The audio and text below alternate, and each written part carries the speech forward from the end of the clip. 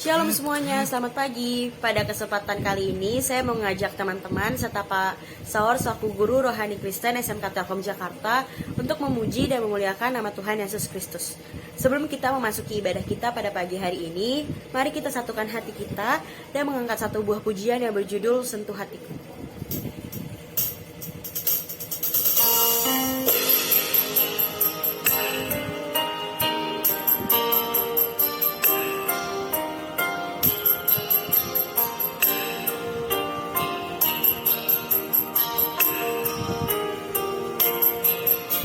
Betapa ku mencintaimu,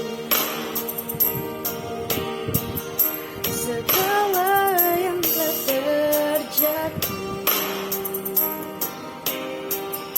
tak pernah sendiri jalani hidup ini, selalu menyertai. Betapa ku menyadari di dalam hidupku ini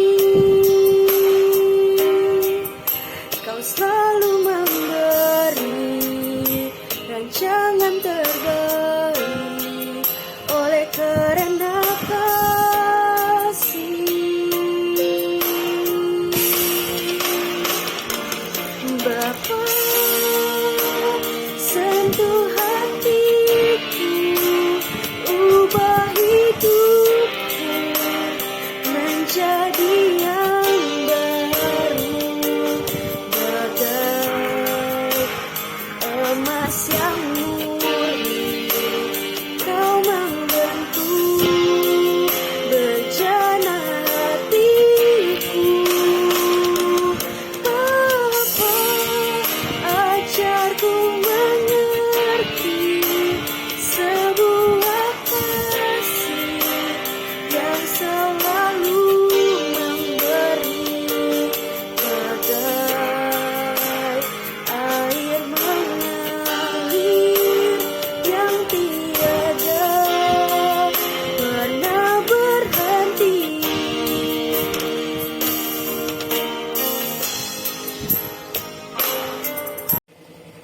Sebelum kita memasuki bacaan Alkitab kita dan mendengarkan firman Tuhan, saya ingin mengajak teman-teman untuk bersatu di dalam doa. Mari kita bersatu dalam doa. Selamat pagi Bapa, selamat pagi Yesus, selamat pagi Roh Kudus. Tuhan Yesus yang bertata dalam kerajaan surga, sebentar kami ingin memasuki ibadah-Mu saja ya Bapa. Sebentar kami ingin mendengarkan dan merenungkan firman-Mu. Tutup kami dengan kuasa Roh Kudus-Mu saja ya Bapa, agar kami dapat mengerti dan memahami apa maksud dari firman-Mu saja yang Engkau berikan kepada kami. Sekiranya ini adalah permohonan anak-anak-Mu saja ya Bapa, yang telah berdoa dan mengucap syukur. Haleluya, amin. Mari teman-teman semuanya kita buka Alkitab kita pada hari ini. Alkitab ini akan dibuka dari Matius 5 ayat 13 sampai yang ke-16. Matius 5 ayat 13 sampai yang ke-16 dengan judul perikop Garam Dunia dan Terang Dunia. Kamu adalah garam dunia. Jika garam itu menjadi tawar, dengan apakah ia diasinkan? Tidak ada lagi gunanya selain dibuang dan diinjak orang. Kamu adalah terang dunia. Kota yang terletak di atas gunung tidak mungkin tersembunyi. Lagi pula orang tidak menyalakan pelita lalu meletakkannya di bawah gantang, melainkan di atas kaki dian sehingga menerangi semua orang di dalam rumah itu. Demikianlah hendaknya terangmu bercahaya di depan orang, supaya mereka melihat perbuatanmu yang baik dan memuliakan Bapamu yang di sorga.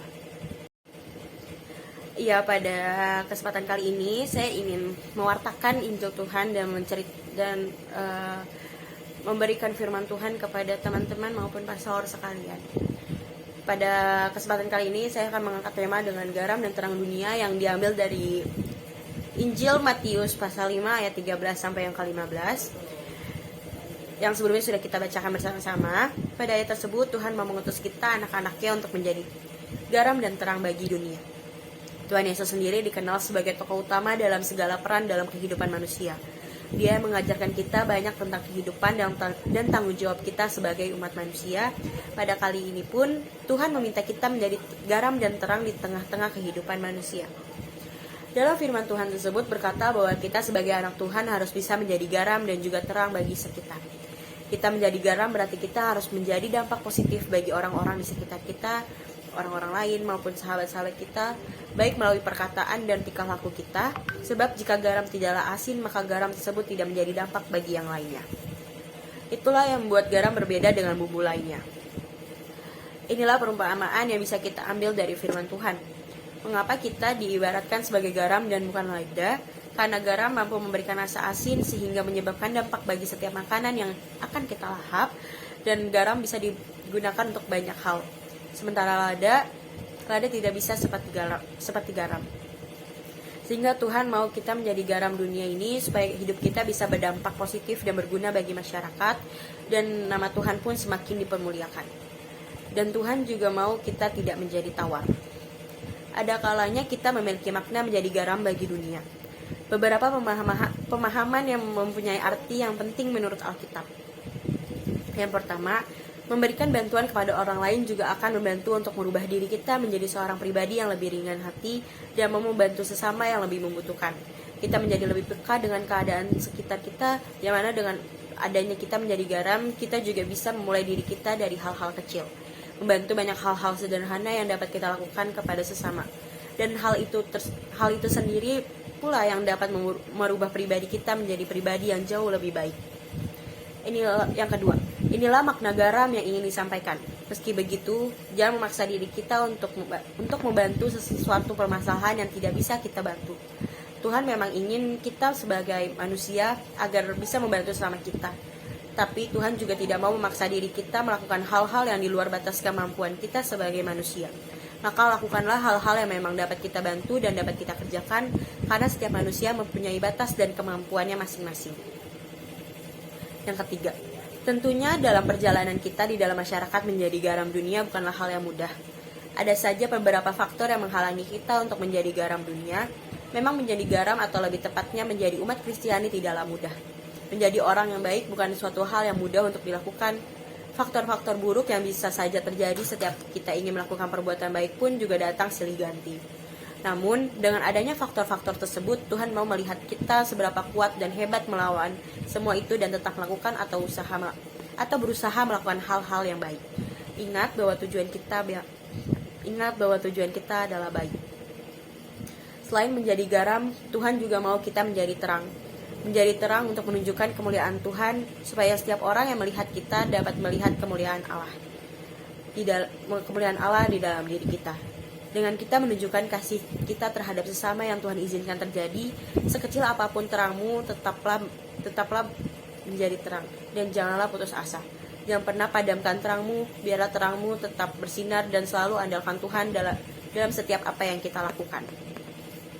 Sebenarnya, terang itu sendiri adalah Yesus.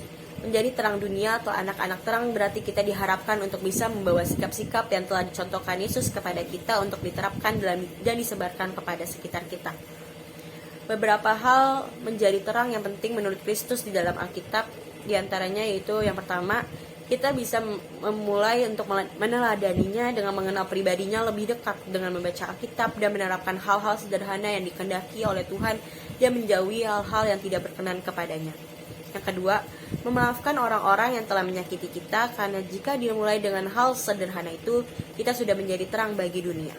Yang ketiga, tetap menyebarkan sukacita serta kasih yang kita sebut dengan terang tersebut dengan orang-orang sekitar kita tanpa menimbang siapa mereka dan sehebat apa mereka.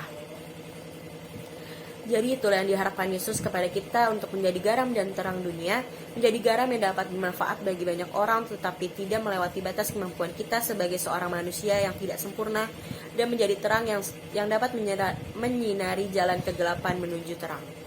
Sekecil apapun cahaya yang kita punya, tetaplah menyala. Tetaplah mengandalkan Tuhan dalam segala kondisi, situasi, dan masalah.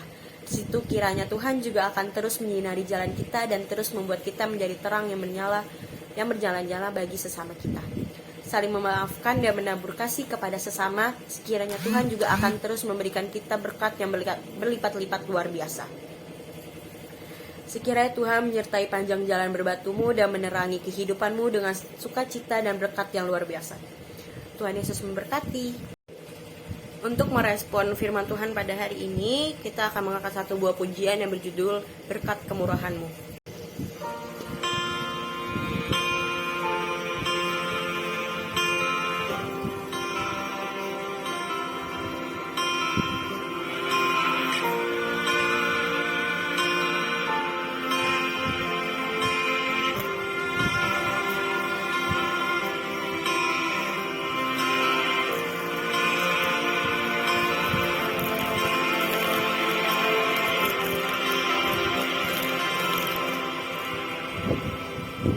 Kau hiasi kehidupanku dengan kemurahan-Mu. Kau rancangkan masa depanku penuh dengan harapan. Aku ada saat ini, semuanya karena kasih-Mu. Aku hidup hari ini, semua berkat kemurahan-Mu. Terima kasih Yesus, Engkau sangat baik, teramat baik bagiku.